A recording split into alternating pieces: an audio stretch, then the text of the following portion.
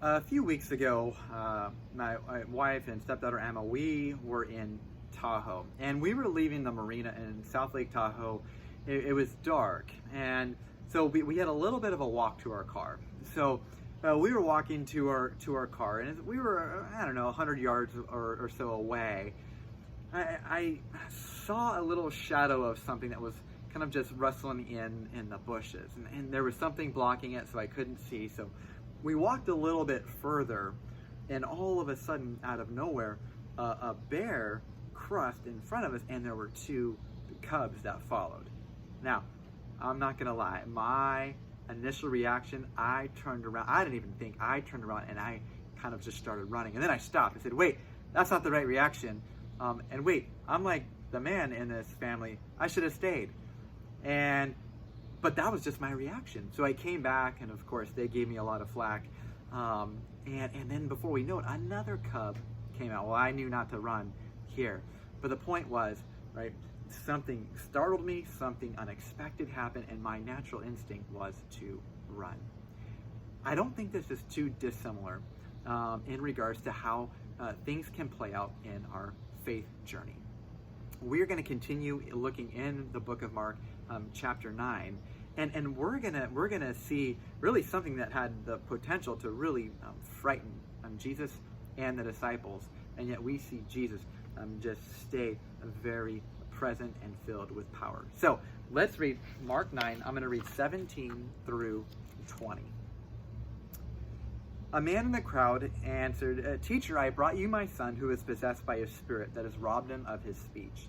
Whenever it seizes him, it throws him to the ground. He foams at the mouth, gnashes his teeth, and becomes rigid. I asked your disciples to drive out the spirit, but they could not." "You unbelieving generation," Jesus replied, "how long shall I stay with you? How long shall I put up with you? Bring the boy to me." So they brought him. When the spirit saw Jesus, it immediately threw the boy into a convulsion. He fell to the ground and rolled around, foaming at the mouth. So the theme we're looking at this week is faith mobilizes and unbelief paralyzes. And I want to just talk about two things of unbelief that we see here that could cause us to be paralyzed. First is kind of the obvious and what I alluded to at the beginning, and that is fear. When things happen in our faith journey that we don't understand, particularly when God either doesn't answer a prayer the way that we thought, or doesn't move the way we thought, or allows certain things to happen that we cannot grasp, all of a sudden we can be tempted to walk in unbelief. And what unbelief does is it retreats. See, faith doesn't necessarily understand everything, but faith seeks to get answers in the presence of God, while unbelief seeks to get answers away from the presence of God. So fear is one cause that can just cause us to retreat in unbelief. But second, and something more subtle, is self-sufficiency. So the disciples couldn't cast this demon out. But what is ironic is just a few chapters ago in chapter 6, Jesus sent them out, and they had no problem casting out these evil spirits. So what happened? Well, just because they did it once, all of a sudden they went and attempted to do it again without prayer.